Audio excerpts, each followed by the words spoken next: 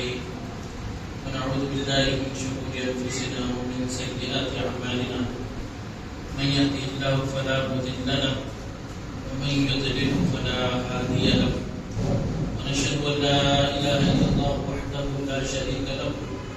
ونشهد أن سيدنا مولانا محمدا عبده ورسوله أما بعد قال الله تبارك وتعالى في القرآن المجيد والفرقان الحميد فأعوذ بالله من الشيطان الرجيم بسم الله الرحمن الرحيم اليوم أكملت لكم دينكم وأتممت عليكم نعمتي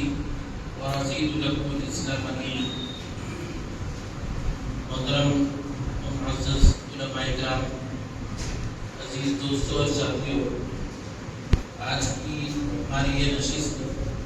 بڑی بابرکت نشست ہے، اس معنی سے کہ ہمارے آقا سیدنا محمد رسول اللہ صلی اللہ علیہ وسلم کی نسبت سے اس کا تعلق ہے. یہ کوئی معمولی چیز نہیں ہے کہ آپ صلی اللہ علیہ وسلم کی نسبت اور آپ کا تعلق ہمیں میسر. آپ صلی اللہ علیہ وسلم سے محبت کی علامت ہے کہ ہم یہاں آج جمع ہیں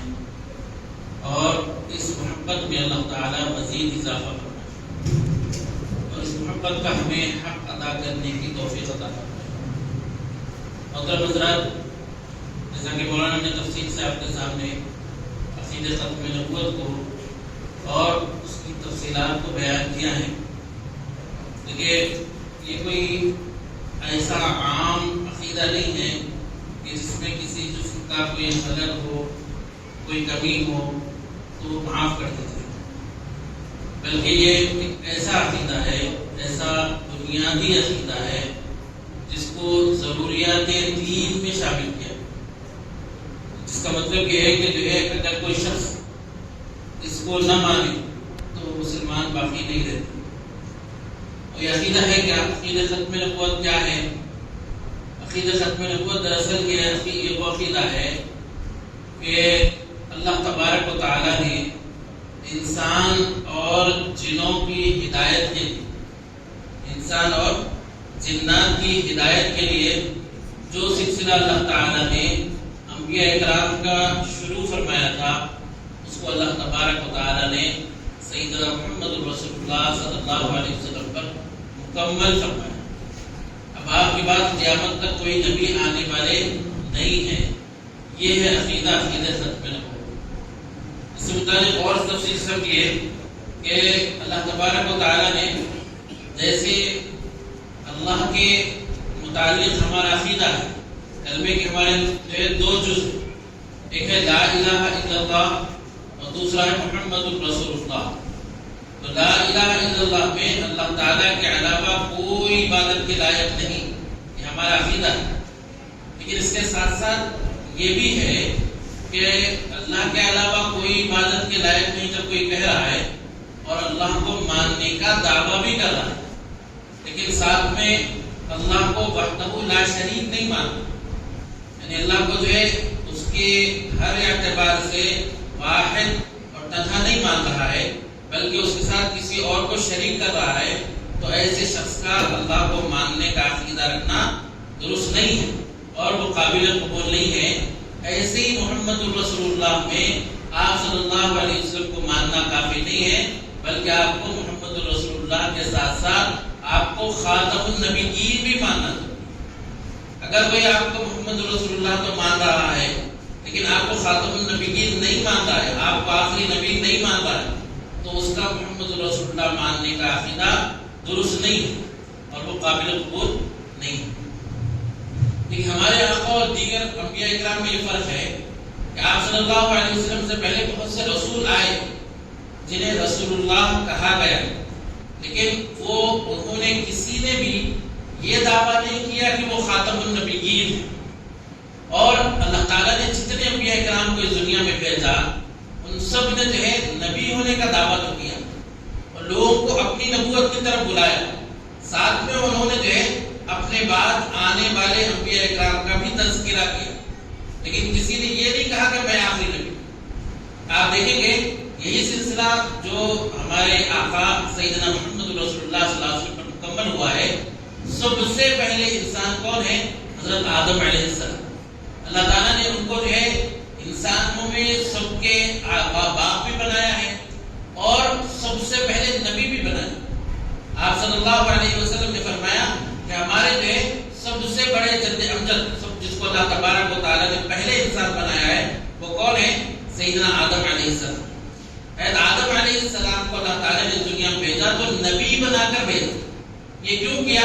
اس لیے کہ اللہ تعالیٰ یہ نہیں چاہتا تھا کہ کبھی بھی انسانیت ہدایت سے محروم ہو،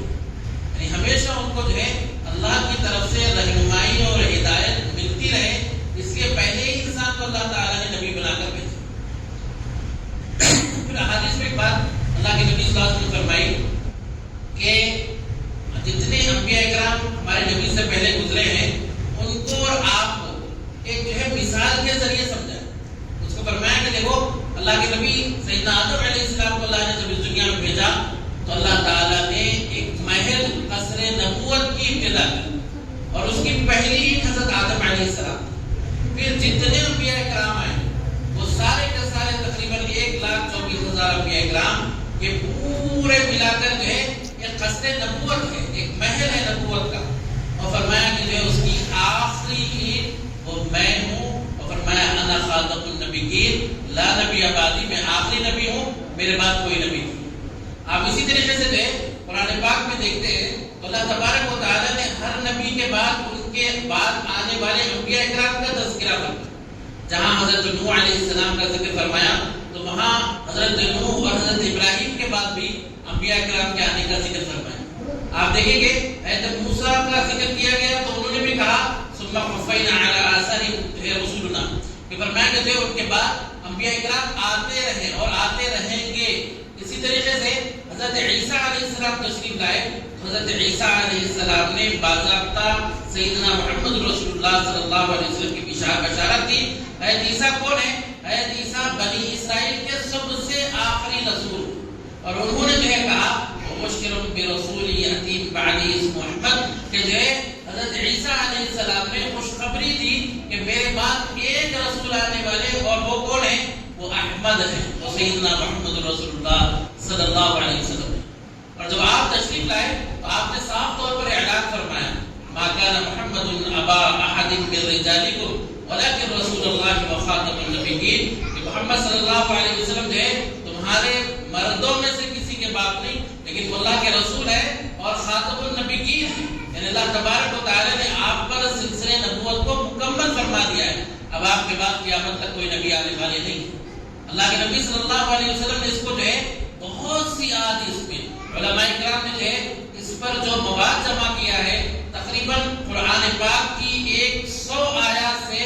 جو ہے اس عقیدے کو ثابت کیا کہ سیدنا محمد رسول اللہ صلی اللہ علیہ وسلم کے بعد اب کوئی نبی آنے والے نہیں۔ اسی طریقے سے ہمارے آقا کے جو ہے تقریباً 200 احادیث سے اس عقیدے کو ثابت کیا کہ اللہ کے نبی صلی اللہ علیہ وسلم نے بتایا کہ میں آخری نبی ہوں، میرے بعد کوئی نبی نہیں آنے والے۔ اس کو جو ہے بار بار اللہ کے نبی صلی اللہ علیہ وسلم نے بیان فرمایا۔ اتنا اہم ترین عقیدہ ہے کہ تقریباً 200 حدیثوں میں اس کا ذکر ہے۔ اس کو جو ہے فرمایا انس رضی اللہ عنہ کی ایک روایت ہے، فرمایا اللہ کے نبی صلی اللہ علیہ وسلم نے ان الرسالۃ والنبوۃ قد انقطعت، رسالت اور نبوت منقطع ہو گئی، فلا رسول بعدی ولا نبی، فرمایا کہ جو ہے اب اس کے بعد کوئی رسول ہوگا اور نہ کوئی نبی ہوگا۔ عجیب بات ہے، ہمارے آقا سیدنا محمد رسول اللہ صلی اللہ علیہ وسلم کی شان، آپ کا مقام و مرتبہ اس سے بھی معلوم ہوتا ہے کہ اللہ کے نبی صلی اللہ علیہ وسلم پر اللہ نے جتنے انبیاء کرام کے آنے کے اسباب ہوتے تھے نا، وہ سارے کے سارے آپ پر ختم فرما دیے۔ اب آپ کے بعد کسی قسم کی کوئی نبوت کی ضرورت ہی باقی نہیں ہے۔ آپ دیکھیں گے انبیاء کرام پہلے آتے تھے تو اس وجہ سے آتے تھے کہ جو ہے لوگوں میں بگاڑ آ جاتا تھا، لوگوں میں جو ہے دین سے دوری ہو جاتی تھی، یا اللہ نے جو انہیں کتاب دی تھی اس کتاب میں وہ تحریف یا تبدیلی کر دیتے تھے۔ جیسے جو ہے ہمارے سامنے بائبل ہے، جو ہے تورات ہے، انجیل ہے، آج موجود ہے، لیکن اس کے اندر اتنی تبدیلی کر دی گئی کہ وہ حقیقی معنی میں وہ کیا ہے اب معلوم نہیں ہے۔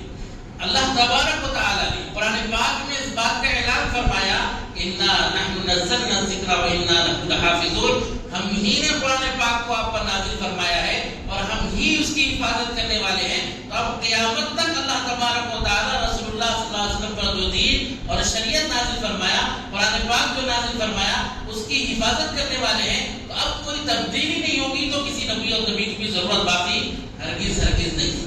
آپ دیکھیں گے پچھلے انبیاء کرام کا معاملہ یہ تھا کہ انبیاء کرام کا معاملہ یہ تھا کہ وہ کسی خاص وقت، کسی خاص علاقے، کسی خاص قوم میں نبی بن کر آتے۔ جیسے آپ نے حضرت شعیب علیہ السلام کو دیکھیں گے، قرآن میں اس کا ذکر کیا گیا ہے۔ حضرت شعیب علیہ السلام کو اللہ تعالیٰ نے مدین کی طرف بھیجا،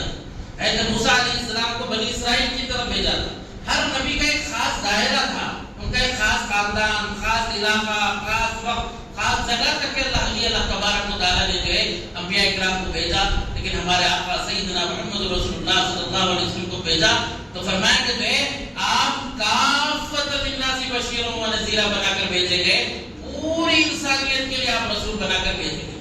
اب دنیا کے کسی بھی خطے میں، کوئی بھی علاقے میں کوئی انسان رہتا ہو، چاہے وہ عرب کا ہو، چاہے وہ عجم کا ہو، چاہے وہ جو ہے جاپان کا ہو، چاہے وہ امریکہ کا ہو، چاہے وہ دنیا کے کسی بھی خطے کا ہو، اگر وہ سیدنا محمد رسول اللہ صلی اللہ علیہ وسلم کی غلامی میں نہیں آئے گا تو وہ اللہ کے پاس کامیاب ہو ہی نہیں سکتا۔ یہ اللہ تبارک و تعالیٰ نے ہمارے آقا کی شان دی۔ آپ دیکھیں گے کہ جتنی چیزیں اسباب انبیاء کرام کے آنے کے ہوا کرتے تھے، اللہ تبارک و تعالیٰ نے مکمل فرما دیا۔ انبیاء کرام کیوں آتے تھے؟ لوگوں میں بگاڑ آ جاتا تب انبیاء کرام اللہ تبارک و تعالیٰ بھیجتے تھے۔ آپ دیکھیں گے کہ اللہ تبارک و تعالیٰ نے اس امت میں یہ فرمایا کنتم خیر امۃ اخرجت للناس تأمرون بالمعروف وتنہون عن المنکر، تم بہترین امت ہو، تم لوگوں کے لیے نکالی گئی ہو، اچھائی کا حکم، امر بالمعروف اور نہی عن المنکر کرنا تمہاری ذمہ داری ہے۔ معاملہ یہ ہوا کہ یہ ختم نبوت کے طفیل میں اللہ تبارک و تعالیٰ نے اس امت کو وہ ذمہ داری دی جو پچھلے انبیاء کرام کو اللہ تبارک و تعالیٰ دیا کرتا تھا۔ اب اگر لوگوں میں بگاڑ آئے گا تو لوگ ایک دوسرے کی اصلاح کریں گے، امت کا ایک فرد دوسرے امتی کی اصلاح کرے گا۔ اب کسی نبی کے آنے کی ضرورت نہیں ہے۔ یہ سیدنا محمد رسول اللہ صلی اللہ علیہ وسلم کے امتی کی خصوصیات ہیں۔ ان میں سے ایک اہم ترین خصوصیت یہ ہے کہ اللہ تبارک و تعالیٰ نے اس امت کو ایک امتی کا دوسرے امت پر ذمہ دار بنایا۔ آپ دیکھیں کہ اس طریقے سے بہت تفصیلی مضامین ہیں جس میں اللہ تبارک و تعالیٰ نے سیدنا محمد رسول اللہ صلی اللہ علیہ وسلم کی شان، آپ کی عظمت، آپ کی بڑائی کا ذکر فرمایا۔ اللہ تبارک و تعالیٰ نے جو آپ کو شان عطا فرمائی وہ اس طریقے سے بھی دیکھیے کہ پچھلی امتوں میں اللہ جو دین دیتا تھا وہ مکمل نہیں تھا، اس اعتبار سے کہ کامل دین جسے کہا جائے۔ اس کو علماء نے مثال کے ذریعے سمجھایا کہ دیکھو چھوٹا سا بچہ جب پیدا ہوتا ہے تو بچہ پیدا ہونے کے بعد اس کو جو کپڑے پہنائے جاتے ہیں وہ کپڑے اس کے حساب سے، اس کی عمر، اس کی جو ہے اس کے اعتبار سے پہنائے جاتے ہیں۔ جب بچہ تھوڑا بڑا ہوتا ہے تو بڑے ہونے کے بعد اس کو اس کے حساب سے جیسے جیسے بڑھتا ہے اس کو لباس اس کا بڑھتا چلا جاتا ہے، یہاں تک کہ جوانی کی عمر آتی ہے 20-22 سال کی عمر۔ اب اس کے بعد اس کی ہائٹ رک جاتی ہے، اب وہ ہائٹ جو ہے اس کی بڑھ گئی ہے، اب اس کے بعد وہ تبدیل نہیں ہوتی بلکہ وہ جو ہے اس کی موت تک وہی ہائٹ ہوتی ہے۔ ایسے ہی اللہ تبارک و تعالیٰ نے انسانوں کی جب ابتدا فرمائی، حضرت آدم علیہ السلام کو اس دنیا میں بھیجا تو وہ روحانی طور پر بھی، وہ مادی طور پر بھی، ہر اعتبار سے وہ بچپن میں تھے۔ پھر جیسے جیسے انبیاء کرام آئے اور دنیا نے جو ہے حالات کو دیکھا، وہ جوانی کی عمر تک پہنچے، یہاں تک کہ ہمارے آقا سیدنا محمد رسول اللہ صلی اللہ علیہ وسلم تشریف لائے تو یہ وہ وقت تھا کہ انسانیت کی جوانی کی عمر تھی۔ اب اللہ تبارک و تعالیٰ نے دین اور شریعت کے مطابق سیدنا محمد رسول اللہ صلی اللہ علیہ وسلم پر وہ دین نازل فرمایا جو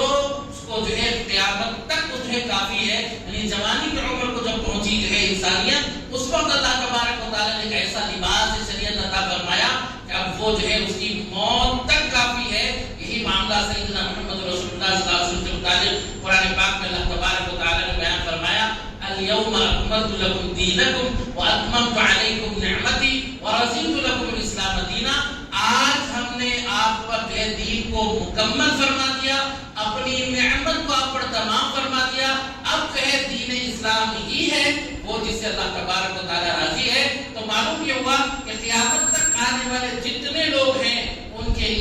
اللہ تبارک و تعالیٰ نے دین اسلام کو پسند فرمایا، اس لیے اللہ تبارک و تعالیٰ نے قرآن پاک میں یہ اعلان فرمایا ہے کہ جو ہے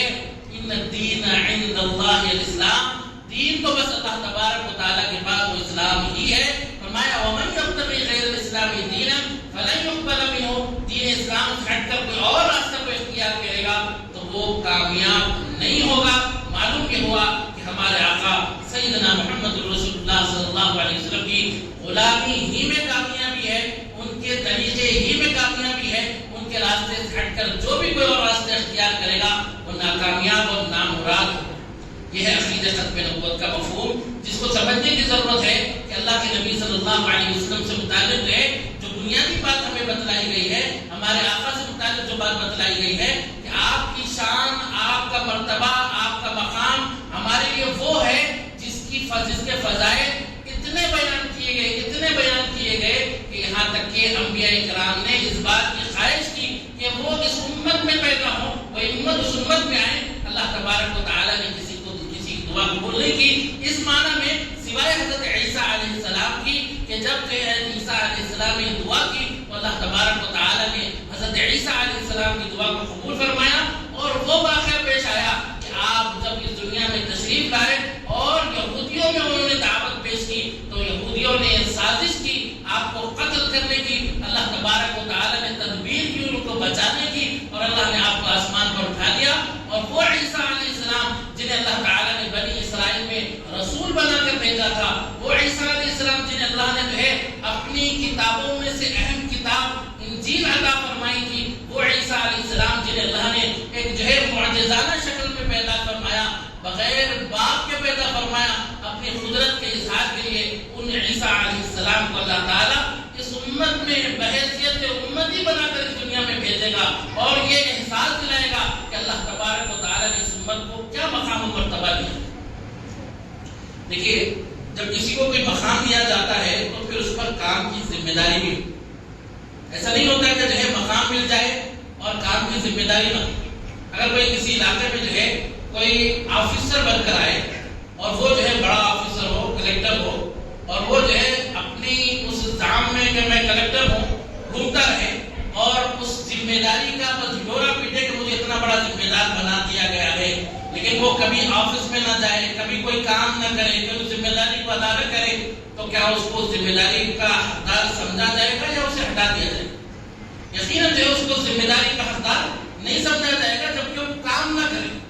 ایسے ہی معاملہ یہ ہے کہ اللہ تبارک و تعالیٰ نے اس امت کو جو اتنا بڑی ذمہ داری عطا فرمائی ہے وہ یہ کہ اللہ تبارک و تعالیٰ نے ختم نبوت کے فیض میں، ختم نبوت کے جو ہے فیض کے نتیجے میں اللہ نے جو ہے ہم کو یہ ذمہ داری دی، جیسا کہ میں نے آیت کی تلاوت کی تھی، کنتم خیر امۃ اخرجت للناس تأمرون بالمعروف وتنہون عن المنکر، تم بہترین امت ہو جو لوگوں کے لیے نکالی گئی ہو، تم اچھائی کا حکم کرتی ہو اور برائی سے روکتی ہو۔ تو یہ جو ذمہ داری ہے اچھائی کا حکم کرنا، برائی سے روکنا، اب اگر دیکھیں کہ ہمارے معاشرے میں کوئی فتنہ پھیلا رہا ہے، اگر وہ جو ہے ختم نبوت کے عقیدے میں خلل پیدا کر رہا ہے، وہ معصوم جو ہے ناجاننے والے نوجوانوں اور لوگوں کو جو گمراہ کر رہا ہے، ان کے دین سے جو ہے مذاق بنا رہا ہے، ہمارے آقا سیدنا محمد رسول اللہ صلی اللہ علیہ وسلم نے جن قربانیوں اور جن جو ہے محنتوں کے نتیجے میں اس دین کو ہم تک پہنچایا ہے، اس دین کو جو ہے مذاق بنا رہا ہے اور اس سے کھلواڑ کر رہا ہے، تو ہماری ذمہ داری ہے کہ جو لوگوں تک پہنچے،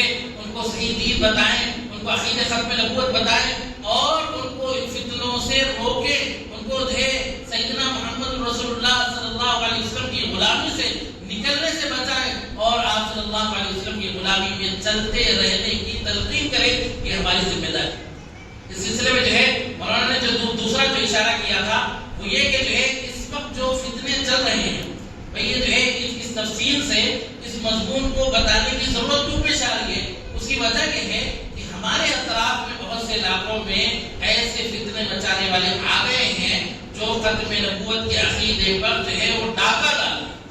اور اللہ کے نبی صلی اللہ علیہ وسلم نے جو ہے اس تاج ختم نبوت کا جو اللہ نے آپ کو پہنایا ہے، جو آپ کی جو ہے عظمت اور شان کو ظاہر کرتا ہے، وہ تاج کو جو ہے وہ اپنی طرف سے زد پہنچانا چاہتا ہے۔ حالانکہ معاملہ یہ ہے کہ ہمارے آقا کا مقام مرتبہ ایسا ہے، کسی کی کوئی شرارت سے اس پر کسی بھی قسم کا کوئی خلل نہیں پڑ سکتا. معاملہ یہ ہے کہ اگر کوئی چاند پر تھوکنا چاہے تو وہ چاند پر کیا تھوکے گا, وہ تھوک اسی پر آ کر گرے گا, یہ بات طے ہے. لیکن معاملہ اس میں دوسرا بھی یہ بھی ہے کہ آپ کے ماننے والے, آپ کے چاہنے والے, آپ کی امتیوں کے ایمان برباد ہو رہے ہیں. اس لیے یہ ہماری ذمہ داری ہے کہ ہمارے آقا کی ہم جو ہے آپ کے عقیدے سے متعلق حفاظت کرتے ہوئے, آپ جس امت سے اتنا محبت کرتے تھے کہ وہ آپ صلی اللہ علیہ وسلم کی راتوں کی تڑپ یہ تھی کہ میری امت جو ہے کسی بھی طریقے جہنم میں جانے سے بچ جائے. امتی آپ صلی اللہ علیہ وسلم کے بارہا کہا کرتے تھے. یہاں تک کہ ام المومنین حضرت عائشہ صدیقہ رضی اللہ عنہا فرماتی ہیں کہ جب آپ صلی اللہ علیہ وسلم کا بالکل آخری وصال کا وقت قریب آیا, اس وقت بھی آپ صلی اللہ علیہ وسلم جو ہے امتی امتی فرما رہے تھے. تو آپ اندازہ کر سکتے ہیں اللہ کے نبی صلی اللہ علیہ وسلم کی محبت اپنی امت سے متعلق اس بنیاد پر جو ہے ہماری ذمہ داری ہے ان کے ایمان کی حفاظت. اس سلسلے میں جو ہے ایک جو ہے بنیادی بات یہاں اپنی کر کے جو ہے بات ختم کروں, وہ یہ کہ جو ہے کہ آئندہ انشاءاللہ آہستہ آہستہ بہت سے عقائد ہم جو ہے سیکھنے کی کوشش کریں گے. جیسا مولانا نے بتایا کہ ایسی نشستیں ہوتی رہنی چاہیے جس میں صحیح عقائد لوگوں کو معلوم ہو. اس وقت سب سے بڑا المیہ یہ ہے کہ ہم دین کی بنیادی باتوں سے ناواقف ہیں, اور ہمارے آقا نے جو دین کا بنیاد ہمیں دیا اس میں دو حصے, ایک ہے عقیدہ, دوسرا ہے عمل. عقیدہ جو ہے وہ چیز ہے اگر کسی شخص کے عقیدے میں کسی قسم کا کوئی خلل پیدا ہو جائے, اس میں کسی قسم کی کوئی کمی آ جائے, اس معنی کر کے وہ جو ہے دین کے بنیادی عقیدوں میں سے ایک ہو, تو پھر وہ شخص چاہے کتنی ہی نمازیں پڑھتا رہے, کتنے ہی روزے رکھتا رہے, کتنی عبادات کرتا رہے, وہ قابل قبول نہیں ہوگا. عقیدے میں اگر بگاڑ, عمل میں اگر کمی ہو تو یقیناً ہم امید رکھ سکتے ہیں اللہ تعالیٰ سے کہ اللہ تعالیٰ اسے شاید معاف کرنا چاہے تو معاف فرما دے. لیکن جو ہے اگر جہنم میں اللہ داخل بھی فرمائے تب بھی ایک وقت آئے گا کہ اس کے ایمان کی بنیاد میں اللہ تعالیٰ اسے جو ہے نکال کر جنت میں داخل فرمائے گا.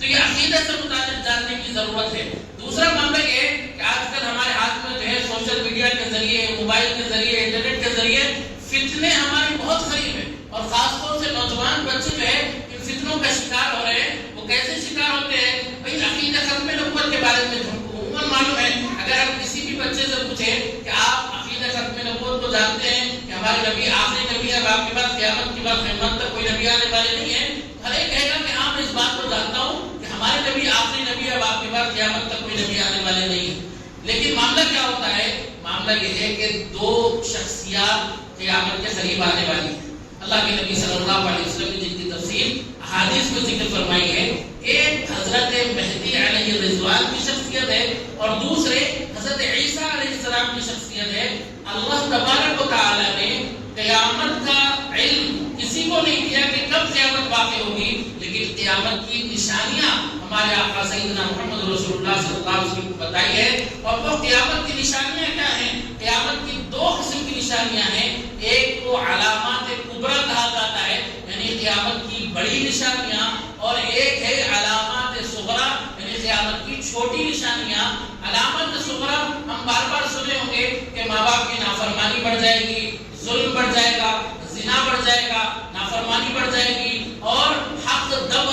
بظاہر دب جائے گا, اور باطل جو گناہ اور جو ہے ظلم حد سے زیادہ بڑھتا ہوا نظر آئے گا. ایسی بہت سی سینکڑوں جو ہے قیامت کی چھوٹی نشانیاں ہیں. لیکن قیامت کی جو بڑی نشانیاں ہیں ان میں سب سے پہلے حضرت مہدی علیہ الرضوان کا ظہور ہے, اس کے بعد دجال کا خروج ہے, اس کے بعد حضرت عیسیٰ علیہ السلام کا نزول ہے, ایسے ہی یاجوج ماجوج کا خروج ہے, دابت الارض کا خروج ہے. ایسے جو ہے زمین کا دنیا میں اہم مقامات پہ 3 جگہوں پر دھس جانا ہے, اور جو ہے پھر آگ کا نکلنا, پھر جو ہے سورج کا مشرق کے بجائے مغرب سے نکلنا. یہ قیامت کی بڑی بڑی نشانیاں ہیں. ان میں حضرت مہدی اور عیسیٰ علیہ السلام دو شخصیتیں جو آنے والی ہے. عموماً آپ دیکھیں گے جتنے فتنے ہیں, چاہے وہ قادیانی ہو, چاہے وہ شکیب بن حنیف ہو, چاہے وہ جو ہے گوہر شاہی کا فتنہ ہو, یہ جتنے فتنے ہیں نا, یہ سارے کے سارے انہی دو راستوں سے آتے ہیں. کہیں پر کوئی مہدی ہونے کا دعویٰ کرتا ہے, کہیں پر کوئی حضرت عیسیٰ علیہ السلام ہونے کا دعویٰ کرتا ہے. حضرت مہدی کے بارے میں جو ہے مختصر یہ سمجھ لیں کہ اللہ کے نبی صلی اللہ علیہ وسلم نے جو ان کی نشانیاں بیان فرمائی ہے وہ یہ کہ حضرت مہدی وہ مدینہ منورہ کے رہنے والے. حضرت مہدی جو ہے ان کا خاندان ہمارے نبی صلی اللہ علیہ وسلم کے خاندان ہوگا، یعنی وہ حضرت فاطمہ کی اولاد میں سے حضرت حسن رضی اللہ عنہ کی اولاد میں سے ہوں گے، اور وہ مکہ مکرمہ میں پہچانے جائیں گے، وہ جو ہے دنیا میں فتنہ اور فساد کو ختم کریں گے اور دنیا میں جو ہے امن کو قائم کریں گے، اور اسی کے دوران جو ہے دجال کا خروج ہوگا، حضرت عیسیٰ علیہ السلام کا نزول ہوگا، حضرت عیسیٰ علیہ السلام اپنے ہاتھوں سے دجال کو قتل کریں گے، اور پھر جو ہے دنیا میں جو ہے سوائے اسلام کوئی مذہب باقی نہیں رہے گا۔ یہ وہ تفصیلات ہیں جو ہم کو معلوم ہونا چاہیے۔ آج چند لوگ جو ہے کھڑے ہو کر یہ دعویٰ کر رہے ہیں کہ میں مہدی ہوں، مجھے مان لو، پھر کوئی کہتا ہے کہ میں عیسیٰ علیہ السلام ہوں، مجھے مان لو، اور وہ جو ہے ہمارے اطراف تک پہنچ گئے، اور یہاں محلوں میں ہمارے جو ہے اس قسم کی محنتیں کر رہے ہیں اور نوجوانوں کو برگلا رہے ہیں۔ بظاہر وہ جو ہے بڑے دیندار نظر آئیں گے آپ کو، اور بظاہر جو ہے دینداروں کے شبیہ اختیار کرے ہوئے ہوں گے، لیکن جو ہے وہ ان عقائد کے ذریعے جو ہے ہم کو گمراہ کریں گے۔ عموماً نوجوان اس سے واقف نہیں ہوتا ہے، اس لیے وہ دھوکہ کھا جاتا ہے۔ حضرت مہدی کے بارے میں جو تفصیلات ہیں بہت لمبی تفصیل ہے، آج اس میں اللہ کے نبی صلی اللہ علیہ وسلم نے اس کی بتائی۔ حضرت عیسیٰ علیہ السلام کا نزول کیا ہوگا، کیسے آئیں گے، کیا کریں گے، وہ کیا حالات ہوں گے، دجال کے کیا واقعات ہیں، یہ انشاءاللہ آئندہ کبھی موقع ہوگا تو تفصیل سے بات کریں گے۔ یہاں یہ سمجھ لے کہ اللہ کے نبی صلی اللہ علیہ وسلم نے حضرت مہدی کے بارے میں یہاں ہندوستان سے ہونے کا کہیں ذکر نہیں فرمایا، بلکہ وہ عرب کے بادشاہ ہوں گے اور ہمارے نبی کے خاندان سے ہوں گے۔ اور جو تفسیر بتائی ہے، حضرت عیسیٰ علیہ السلام وہ دمشق میں آئیں گے، اور حضرت عیسیٰ علیہ السلام جنہیں اللہ نے آسمان کو اٹھا لیا، وہ جنہیں اللہ نے جو ہے اپنی قدرت کے اظہار کے لیے آسمان پر اٹھایا ہے، وہی عیسیٰ علیہ السلام دمشق میں جو اس وقت سیریا ہے، وہاں پر آسمان سے دو فرشتوں کے کاندھوں پر ہاتھ رکھ کر اتریں گے اور وہ جو ہے دجال کا خاتمہ کریں گے۔ یہ جو تفصیل ہے یہ ہم کو معلوم ہونا چاہیے۔ اس وقت آپ دیکھیں گے کہیں پر کوئی جو ہے قادیانی ہو، جو ہمارے پاس جو ہے بڑی تعداد میں یہاں پر جو فلسطین کے پاس ان کی آبادی موجود ہے، وہ جو ہے ہمارے آقا سیدنا محمد رسول اللہ صلی اللہ علیہ وسلم کے بعد نبی ہونے کا ہی دعویٰ نہیں کیا، نعوذ باللہ، بلکہ دوبارہ نعوذ باللہ ہمارے آقا بن کر آیا ہے۔ یعنی جو ہے وہ یہ دعویٰ کرتا ہے کہ اللہ کے نبی صلی اللہ علیہ وسلم ہی دوبارہ آیا، اور اس نالائق کو جو ہے اس کا ایک ماننے والا کچھ اشعار اس نے لکھے، اور کیا جو ہے اس میں کس قدر بلاثر اور گندگی اس نے بکی ہے۔ کہتا ہے کہ جو ہے محمد پھر اتر آئے ہم میں، وہ آگے سے بڑھ کر ہے اپنی شان میں، محمد دیکھنے ہو جسے عقل دیکھے جا کر قادیان میں، نعوذ باللہ ثم نعوذ باللہ ثم نعوذ باللہ۔ اس گدھے نے اللہ کے نبی صلی اللہ علیہ وسلم کی شان میں گستاخی اس طریقے سے کی کہ اللہ کے نبی صلی اللہ علیہ وسلم دوبارہ آئے اور وہ پہلے سے زیادہ شان کے اعتبار سے آئے، یہ کہہ رہا ہے، اور اس کے ماننے والے ہمارے اطراف میں گھوم رہے ہیں اور ہمارے جو ہے محلوں میں ہمارے نوجوانوں کے ایمان اور عقائد کو جو ہے برباد کر رہے ہیں، اور حال یہ ہے کہ ہمیں معلوم نہیں ہے، اس لیے کہ جو ہے اس پر ہم نے کبھی فکر نہیں کی، اس کے بعد کبھی جاننے کی فکر نہیں کی۔ معلوم یہ ہونا چاہیے کہ اللہ کے نبی صلی اللہ علیہ وسلم آپ بتائیں کہ کل اگر یہ واقعہ پیش آئے، کل قیامت کا دن ہو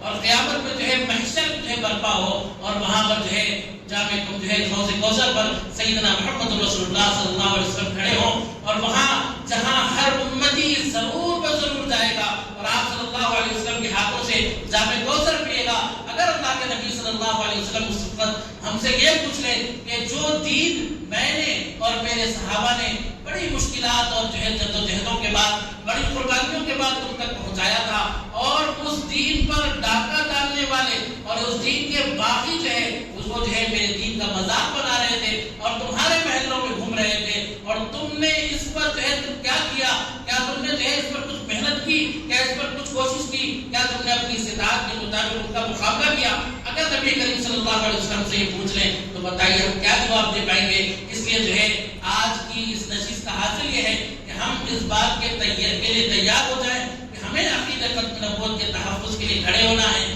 یہ ہماری اپنی آخرت کی بہت جو ہے بھلائی ہے۔ اس میں جو ہے علامہ جو ہے انور شاہ کشمیری رحمۃ اللہ علیہ نے یہ فرمایا کہ جو ہے عقیدہ ختم نبوت کا معاملہ یہ ہے کہ اگر کوئی تحفظ کرتا ہے، اور عطاء اللہ شاہ بخاری رحمۃ اللہ علیہ نے بات فرمائی کہ جو ہے دین کے